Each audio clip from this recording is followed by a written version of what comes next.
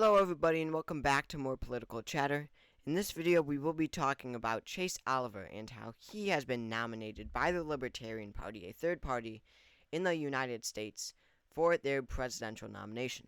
Now this is important because looking back at the 2020 election, very briefly I want to talk about this. In Georgia, Arizona, and Wisconsin, let's just look at the votes.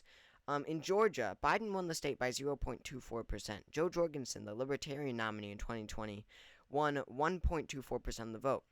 Now, Biden's margin was 1/5 of the Libertarian vote, meaning that if Trump won just over 1/5 of the Libertarian vote, if the Libertarian Party did not exist and Trump won over 1/5 of it, he would have won the state. Now, I absolutely think that Donald Trump would have won, probably close to a majority of these Libertarian voters if the Libertarian Party had simply not existed. And the same case goes for Arizona and Wisconsin. So I think that Trump would have picked up Georgia, Wisconsin, and Arizona, which is a total of 37 electoral votes, which is so important in presidential elections, especially this one, where it's looking like it's going to be an extremely close margin electorally. So the Libertarian Party has major effects on how states vote. In really close states, a few 10,000 votes here or there can make or break a candidate's chances of winning the state. So the nominee that they put up, of course, really has an effect on that. But looking at the convention, I would be skeptical that the Libertarians can perform well in this election for a variety of reasons. But this was a very divided convention. Looking at this convention, how the Libertarians do it is that after each ballot they eliminate the last placed candidate. On the first ballot, if they have too many candidates, they eliminate a few. Like on the first ballot here, they eliminated 4. But in total, there were 10 nominated candidates, as well as the option of none of the above, as well as the option of write-ins. And you see that on the first ballot, the first 5 ballots, you see that the more right-wing Mises Caucus, I don't know if you guys are familiar with that, but it's the more right-wing part of the Libertarian Party, their preferred candidate, Michael Rectenwald, led. On the first ballot, 28% to Chase Oliver's 20%. And then you see that Mike Termott, who is organized with the Florida Libertarian Party, came in third at 15%. Lars Mapstead, who I personally thought would win, was at 13%. Joshua Smith, who's also more affiliated with the Mises Caucus, got 8%. Jacob Hornberger at 6%. Charles Ballet, 2%. And then you see that RFK Jr. at only 2%, and we'll get to this. We are going to get to Kennedy's performance as well as Trump's performance. You see that, and then Toad got 2%, and Art Olivia got 0.4%. But Kennedy and Trump went down in flames. Kennedy was looking at this. He said that he didn't want it, but that's just because he knew that he probably wouldn't get it, and he didn't want to get embarrassed at the convention, if he actually tried for it.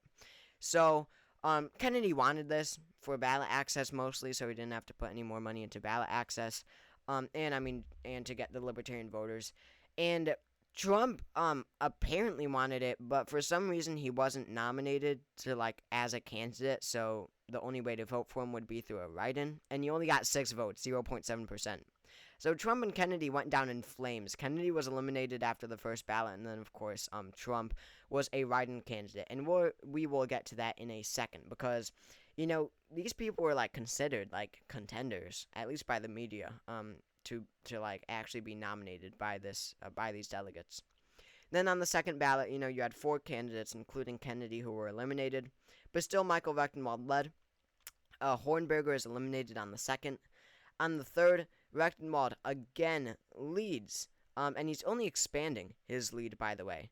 Joshua Smith then drops out, and you see that Michael Rectenwald actually expands his lead again, because Joshua Smith, again, is more part of that right-wing part of the party, and most of his delegates would then go to Michael Rectenwald, who, again, is more right-wing also. But then on the 5th, you have Lars Mapstead, who is more mainstream, kind of more centrist, eliminated. And most of his delegates go to Chase Oliver. You see that Chase Oliver gains 7%, while Rectenwald only gains 0.8%.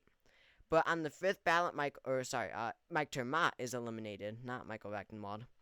And with that, Chase Oliver takes the lead And you're only down to 2 candidates. So after this 5th ballot, we were expecting to get a nominee because you need a majority. And between 2 candidates, you'd think someone would get a majority. But no, only at the Libertarian convention. 44 delegates, 5%, vote none of the above, and that's 2.7%, which prevents either Oliver or Rechtenwald from getting a majority. But the major, the major thing about the 6th ballot is that Chase Oliver takes the lead with Mike Termott's delegates. So Mike Termott actually endorses Oliver. He's much more mainstream than Rechtenwald. And you see that Chase Oliver gains 16%, while Rechtenwald gains only 6%. So Chase Oliver wins 5.2%. So still, going by convention rules, Rechtenwald is eliminated. So that puts Chase Oliver versus none of the above. You see that 37% of delegates are still mad that it's Chase Oliver and Michael Rechtenwald was eliminated. So you have Chase Oliver still win, but still 36.6% delegates vote none of the above, which is not a good sign for November. This is a very divided party. I mean, typically when it really looks like it's going to be someone, when, their chances are very high and they've been leading by a lot, for party unity, they all vote for them. And especially none of the above, we should have seen 99% of delegates vote for Chase Oliver. So this is not a good sign. Come November, there might be a few right-wing members who actually switched to Trump, who are mad about Chase Oliver, who is more mainstream, more centrist, being nominated, and they might actually instead vote for Trump. But now moving on to this, and by the way, honestly, before we get to this, I do want to point out that Chase Oliver, his history, you might know him from the 2022 Georgia Senate race when he ran against Herschel Walker and Raphael Warnock, and he won 2% of the vote, 2.1% of the vote. And because of Georgia election laws, no candidate wins 50% of the vote, then it goes to a runoff. And Oliver winning 2% forced this race into a runoff. So that's kind of his claim to fame. And then, moving on now, to Trump and Kennedy just crashing and burning. Now, a lot of people say, yeah, no Libertarians are going to vote for Kennedy and Trump after this convention, but still, I would argue that. Yes, Trump was heckled, and, that was sad. It was hilarious. Everyone at the convention was just hating on Trump when he spoke. And then Kennedy was just outright rejected in terms of numbers. He got 2.1% of the vote. But then again, these are Libertarian delegates, right? These are not just your typical Libertarian everyday voters, who vote Libertarian just because they like the party, whatever, it's cool, and they just hate the two-party system, and they just want to protest that. But I feel that those types of voters would actually go to Kennedy in this instance. If they like Kennedy, I don't feel that they really value, let me put it this way, they don't really value the Libertarian Party staying, quote unquote, sorry, I can't speak today, pure. Right, this is what delegates were saying. They wanted the party to stay pure. Only Libertarians should be nominated by the party. Only true Libertarians. But your average Libertarian voter doesn't care about that. Delegates might, because they're involved in the party and they're delegates to that convention. But your everyday voter might. So I still think that a lot of Libertarians, maybe some who are unhappy with Chase Oliver as the nominee, could go to Kennedy and maybe even some Trump. So thank you all for watching this video. Again, Chase Oliver nominated by the Libertarian Party. Great comeback by him. And drop a comment, leave a like, and I'll see you all next time.